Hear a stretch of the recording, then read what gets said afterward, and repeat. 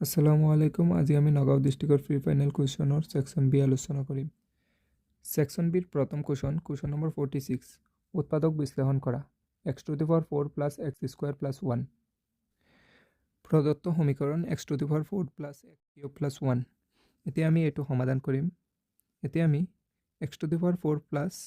X square plus 1, এতিয়া x square plus কৰিম আৰু এক্স স্কুৱাৰ মাইনাছ কৰি দিম। ইয়াত x⁴ প্লাছ,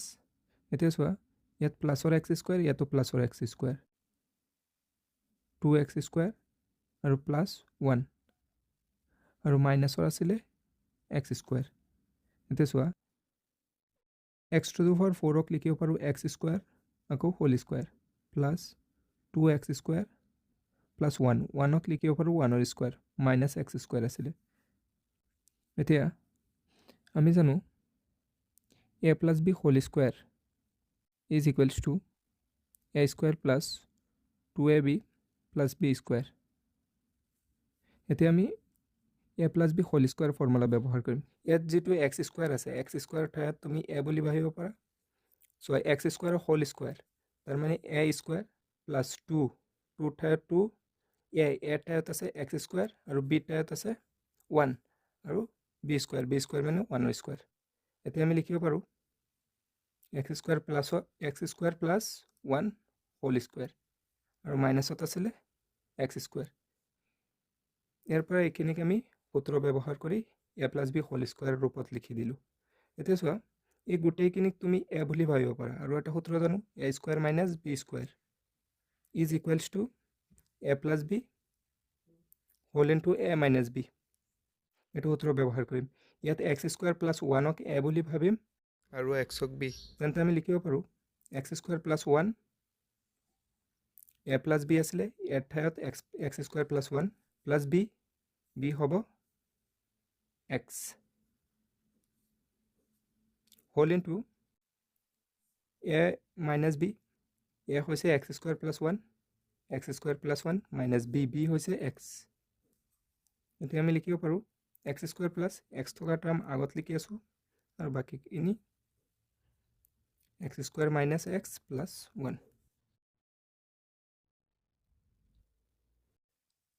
কুৱেশ্যন নম্বৰ 47, দেখুওৱা যে 3 প্লাছ 2√5 এটা অপৰিমেয় সংখ্যা। সলিউশ্যন, বিৰোধভাৱে আমি ধৰোঁ যে 3 প্লাছ 2√5 পৰিমেয়। যদি 3 প্লাছ 2√5 পৰিমেয় হয় তেন্তে আমি p/q হিত লিখিব পাৰোঁ য'ত q নট ইকুৱেলছ টু 0। তেন্তে 3 plus 2√5 is equals to p/q। pq অখণ্ড সহমৌলিক য'ত q নট ইকুৱেলছ টু 0। এতিয়া 2√5 is equals to p/q minus 3। 2√5 is equals to ইয়াৰ লসাগু ল'লে q, q গৈ 3ৰ লগত মাল্টিপ্লাই হৈ যাব 3q। এতিয়া √5 ইজ ইকুৱেলছ টু 2 আহি ডিভাইড হৈ যাব 2q, p মাইনাছ 3q। যিহেতু p, q, 2 আৰু 3বোৰ অখণ্ড, p মাইনাছ 3q ডিভাইড বাই 2q পৰিমেয় আৰু ইয়ে √5 পৰিমেয়, কিন্তু ই √5 অপৰিমেয়। এই সত্যতাৰ বিৰোধ কৰে। গতিকে আমি সিদ্ধান্ত পালোঁ যে 3 প্লাছ 2√5 অপৰিমেয়। কুৱেশ্যন নম্বৰ 48, প্ৰমাণ কৰা যে √1 প্লাছ চাইন থিটা ডিভাইড বাই 1 মাইনাছ চাইন থিটা প্লাছ √1 মাইনাছ চাইন থিটা ডিভাইড বাই 1 প্লাছ চাইন থিটা ইজ ইকুৱেলছ টু চেক থিটা। কিবা প্ৰথমতে যিটো দিয়া আছে সেইটো লিখি ল'বা। এতিয়া চোৱা আমি ইয়াত 1 প্লাছ চাইন থিটা ডিভাইড বাই 1 মাইনাছ চাইন থিটা আছে। এতিয়া আমি নিজৰ পৰা হৰ পৰিমেয় কৰা ক্লাছ 9ত পঢ়ি আহিছিলোঁ। এতিয়া যদি ইয়াত মাইনাছ থাকে তেনেহ'লে প্লাছৰ চিন লওঁ, প্লাছত থাকিলে মাইনাছ। এতিয়া আমি 1 প্লাছ চাইন থিটা দি ডিভাইড কৰিম আৰু 1 প্লাছ চাইন থিটা দি পূৰণ কৰি দিম প্লাছ ইয়াত যিটো দি আছে 1 মাইনাছ চাইন থিটা ডিভাইড বাই 1 প্লাছ চাইন থিটা আছিলে। যেহেতু ডিভাইডত প্লাছৰ আছে, প্লাছত থাকিলে মাইনাছৰ ল'ম 1 মাইনাছ চাইন থিটা আৰু 1 প্লাছ 1 মাইনাছ চাইন থিটা। এতিয়া চোৱা ইয়াত a প্লাছ b আৰু whole into a plus b এতিয়া আমি লিখিব পাৰোঁ 1 প্লাছ সাইন থিটাৰ হোল স্কুৱাৰ 1 প্লাছ সাইন থিটাৰ হোল স্কুৱাৰ ইয়াত চোৱা a minus b whole into a plus b তেন্তে আমি লিখিব পাৰোঁ a স্কুৱাৰ মাইনাছ b স্কুৱাৰৰ ফৰ্মুলা মতে আৰু প্লাছ ঠিক একেদৰে 1 minus sine theta whole into 1 minus sine theta তেন্তে লিখিব পাৰোঁ 1 মাইনাছ সাইন থিটাৰ whole square divided by 1 plus sine theta whole into 1 minus sine theta তেন্তে আমি লিখিব পাৰোঁ 1 স্কুৱাৰ মাইনাছ সাইন স্কুৱাৰ থিটা ইয়াত চোৱা 1 plus sine theta whole square divided by ইয়াত চোৱা 1 মাইনাছ সাইন স্কুৱাৰ থিটা হয় কস স্কুৱাৰ থিটা প্লাছ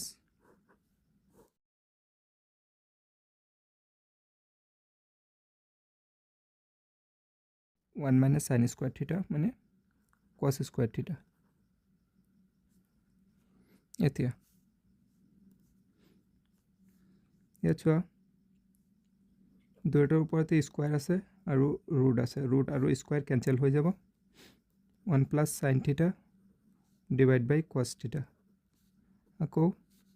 ইয়াতো স্কুৱাৰ আছে ইয়াতো স্কুৱাৰ আছে স্কুৱাৰ আৰু ৰুট কেঞ্চেল হৈ যাব 1 minus sine theta divide by cos theta এতিয়া দুয়োটাত কস থিটা আছে লহাও কস থিটা আহি যাব কস থিটা দি কস থিটা কেঞ্চেল কৰি দিয়া 1 প্লাছ সাইন থিটা ইয়াত প্লাছ আছে প্লাছ আকৌ কস থিটা দি cos theta cancel 1 plus sine থিটা 1 মাইনাছ সাইন থিটা এতিয়া cos theta ইয়াত 1 plus 1 2 sin theta the sin theta cancel 2 by cos theta 2 টা 2 আৰু 1 by cos theta আমি লিখিব পাৰোঁ sec theta ইয়াত ফৰ্মুলা কেইটামান চাই লোৱা আমি 1 by cos theta is equals to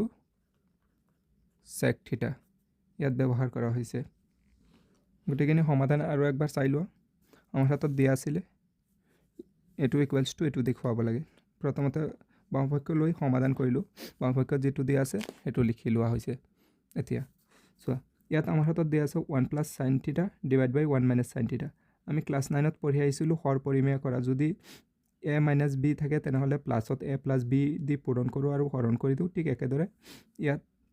1 minus sin থিটা আছে 1 মাইনাছ sin থিটা গতিকে আমি 1 প্লাছ sin থিটা দি ডিভাইড কৰিলো 1 প্লাছ sin থিটা দি মাল্টিপ্লাই কৰি দিলো এতিয়া চোৱা ঠিক একেদৰে ইয়াতো 1 প্লাছ sin থিটা আছিল হেকাৰণে 1 মাইনাছ sin থিটা দি ডিভাইড কৰিছো 1 মাইনাছ sin থিটা দি পূৰণ কৰি দিছো এতিয়া ইয়াত চোৱা ইয়াত আমি এনেকৈ লিখিব পাৰোঁ 1 প্লাছ sin থিটা হোল ইনটু 1 প্লাছ sin থিটা 1 প্লাছ sin থিটা দুটা আছে হেকাৰণে 1 প্লাছ sin থিটা হোল স্কয়াৰ আকৌ ইয়াত 1 মাইনাছ sin থিটা whole into 1 plus sin theta 1 minus sin theta whole into 1 plus sin theta a minus b whole into a plus b হলে a minus b whole into a plus b যদি a minus b whole into a plus b আমি লিখিব পাৰো a square minus b square ঠিক একেদৰে ইয়াত 1 square minus sin square ঠিক একেদৰে same to same ইয়াতো লিখা হৈছে ইয়াত চোৱা 1 minus sin theta whole into 1 plus 1 minus sin theta তেন্তে আমি 1 minus sin theta whole square লিখিব পাৰো আৰু ইয়াত 1 plus sin theta whole into 1 minus sin theta তেন্তে 1 square minus sin square theta লিখিব পাৰো দিয়া 1 plus sin square theta 1 plus sin square theta আমি জানো 1 minus sin square theta is equals to cos theta আমি জানো 1 minus sin square theta is equals to cos square theta 1 tight আমি 1 square লিখিব পাৰো 1 স্কয়ার লিখা যেটো কথা 1 লিখা একেই কথা ইয়াত 1 স্কয়ার মাইনাস sin স্কয়ার থিটা is equals to cos square থিটা ঠিক একেদৰে ইয়াত 1 square minus sin square theta is equals to cos square theta. ইয়াত চোৱা 1 plus sin theta whole square divided by cos square theta আছিলে যেহেতু ইয়াতো স্কোয়ার আছে ইয়াতো স্কোয়ার আছে দুইটাৰ ওপৰতে ৰুট দিয়া আছে স্কোয়াৰৰ ৰুট কেনসেল হৈ যাব ঠিক একেদৰে ইয়াতো স্কোয়াৰৰ ৰুট কেনসেল হ'ব ইয়াত চোৱা দুইটাতে cos আছে ডিভাইডত লসাগু আহি গ'ল cos এতিয়া cos দি cos কেনসেল কৰি দিয়া 1 গৈ 1 প্লাস sin theta লগত পূৰণ হ'ব প্লাস আকৌ cos দি cos কেনসেল 1 গৈ 1 মাইনাস sin theta লগত পূৰণ হ'ব এতিয়া চোৱা 1 plus 1 2 sin theta দি sin theta কেনসেল এতিয়া 2 টায়ার 2 আৰু 1 by cos theta আমি লিখিব পাৰো sec theta left hand side is equals to right hand side hence proof question number 49 মান নির্ণয় করা cos 45 degree divide by sec 30 degree plus cosec 30 degree আমি জানো cos 45 degree is equals to 1 by root 2 sec 30 degree is equals to 2 by root 3 और cosec 30 degree is equals to 2 एतिया cos 45 degree 1 by root 2 sec 30 degree 2 by root 3 plus cosec 30 degree 2 एतिया 1 by root 2 यात LCM लो यात LCM আহিব root 3 দি root 3 divide কৰি দিয়া 1 into 2 2 plus ইয়াত 2 আছে 2 ৰ হৰত একো নাই মানে 1 আছে 1 দি root 3 ডিভাইড কৰি দিয়া root 3 বাৰ root 3 গৈ 2 লগত পূৰণ হ'ব 2 root over 3 এতিয়া যেহেতু 1 by root 2 লগত ডিভাইড হৈ আছে 2 plus 2 root 3 divided by 3 তেন্তে আমি লিখিব পাৰো 1 by root 2 1 by root 2 divide 2 plus 2 root 3 divide by asile root 3 এতিয়া 1 by root 2 divide of multiply change কৰি দিলে প্ৰতিক্ৰম হৈ যায় তলৰটো ওপৰত ওপৰখিনি তলত root 3 by 2 plus 2 root 3 এতিয়া multiply কৰি দিয়া 1 into root 3 root 3 1 into root 3 root 3 root 2 into 2 2 root 2 plus root 2 into 2 root 3 2 root over 6 root 2 4 on root 3 root over 6 লগতে 2 আছিলে ক্লাস 9 ত পাই আইছো খৰ পৰিমেয় কৰাৰ সূত্ৰ